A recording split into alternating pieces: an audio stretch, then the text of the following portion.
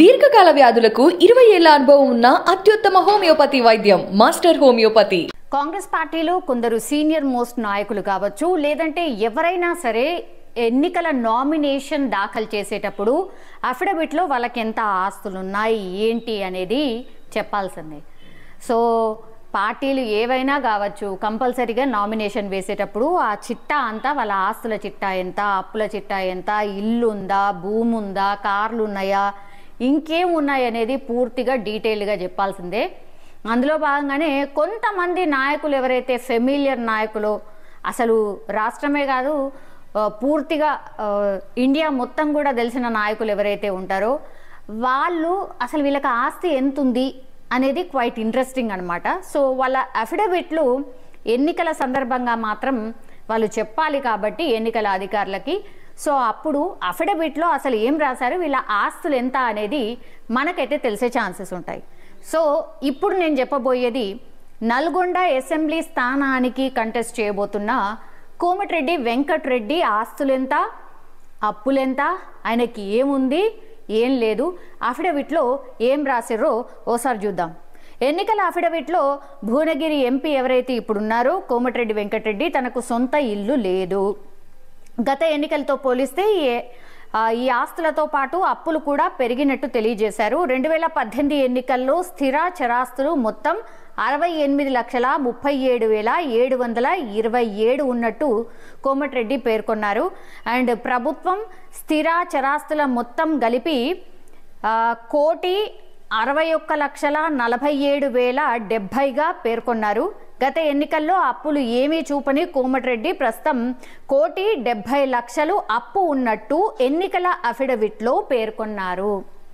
నిజంగా అప్పుడప్పుడు అనిపిస్తుంది అఫిడవిట్లు నిజమే ఉంటాయా అని. ఎందుకంటే ఎమ్మెల్యేలు ఎంపీలు అయినటువంటి వారు అప్పులు వీళ్ళకేం అప్పులు ఉంటాయి, అసలు మొత్తం ఆస్తులే కదా ఉండాలి అనుకుంటారు.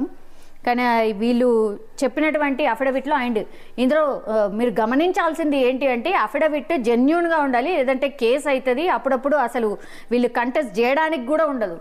సో ఉన్నది ఉన్నట్టుగానే చెప్పాల్సిందే, లేకపోతే సభ్యత్వం పోతుంది. ఆయన ఎంపీ కానీ లేకపోతే ఎమ్మెల్యే కానీ కరెక్ట్గా ప్రాపర్గా చెప్పాలి, లేదంటే వాళ్ళ సభ్యత్వం కూడా పోయే ఛాన్సెస్ ఉంటాయి. సో కోమటిరెడ్డి వెంకటరెడ్డికి అయితే అప్పులు పెరిగిపోయినాయట.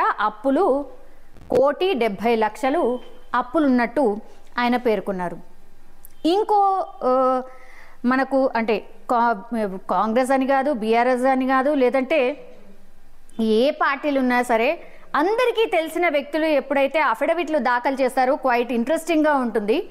ఈటెల రాజేందర్ మనందరికీ తెలుసు, హుజురాబాద్లో బై ఎలక్షన్ వస్తే కూడా బీఆర్ఎస్ నుంచి బీజేపీలో జాయిన్ అయ్యి ఆ తర్వాత హుజురాబాద్లో బీజేపీ తరఫున ఎమ్మెల్యే అయిన ఈటెల రాజేందర్ క్వైట్ ఫేమస్. ఈయన కూడా ఎవరికీ తెలియని వ్యక్తి కాదు. సో ఇప్పుడు గజ్వేల్లో సీఎం కేసీఆర్ మీదనే పోటీ చేస్తున్నారు. ఆయన హుజురాబాదే కాకుండా గజ్వేల్లో కూడా పోటీ చేస్తున్నారు. అంటే డబుల్ ధమాకా అనమాట. 2 సీట్స్లలో ఆయన కంటెస్ట్ చేస్తున్నాడు. అయితే ఆయన అఫిడవిట్లో ఏం రాశారో ఒకసారి చూద్దాం. హుజురాబాద్ బీజేపీ అభ్యర్థి ఈటెల తన ఎన్నికల అఫిడవిట్లో సొంత కారు లేదు అని చెప్పారట.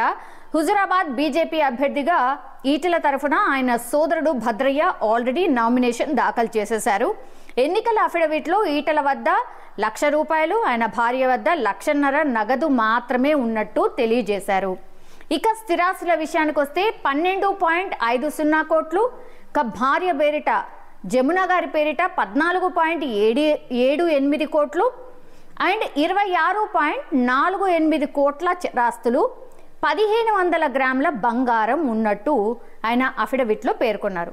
అండ్ అప్పుల విషయానికి వస్తే 15.51 కోట్లు అంటే 15 కోట్ల అప్పు ఉన్నట్టు ఆయన తెలియజేశారు. మొత్తం అయితే 53.94 కోట్ల ఆస్తులు ఉన్నట్టు ఆయన అఫిడవిట్లో పేర్కొనడం జరిగింది. సో ఎన్నికల అఫిడవిట్లో ఈటెల తనకు సొంత కారు లేదు అని చెప్పడమే ఇప్పుడు చర్చనీయాంశం. ఈటెలకు సొంత కారు లేదని అఫిడవిట్లో పేర్కొన్నారు. కోమటిరెడ్డి వెంకటరెడ్డి ఏమో నాకు సొంత ఇల్లు లేదని పేర్కొనడం జరిగింది. సో ఇట్లా ఉంటాయి అన్నట్టు అఫిడవిట్లో. అదేంటి కోమటిరెడ్డి వెంకటరెడ్డి గారికి ఇల్లు లేదా అండ్ ఈటెల రాజేందర్ గారికి కార్ లేదా, ఇట్లాంటివి అయితే డెఫినెట్లీ అందరికీ ఆశ్చర్యం కలిగించే విషయాలే. కానీ వాళ్ళ పేరు మీద ఉండవు, సమ్మన్ ఎల్స్ పేరు మీద ఉంటాయి. లేకపోతే ఎమ్మెల్యేకో ఎంపీకో కార్ లేదు, ఇల్లు లేదు అంటే నిజంగానే జనాలు నమ్మే పరిస్థితి అయితే డెఫినెట్లీ ఉండదు. అంటే that's my opinion. Me opinion కూడా ఒకవేళ ఇట్లానే ఉంటే ఆర్ సంథింగ్ ఎల్స్ ఉంటే కామెంట్ రూపంలో తెలియజేయండి.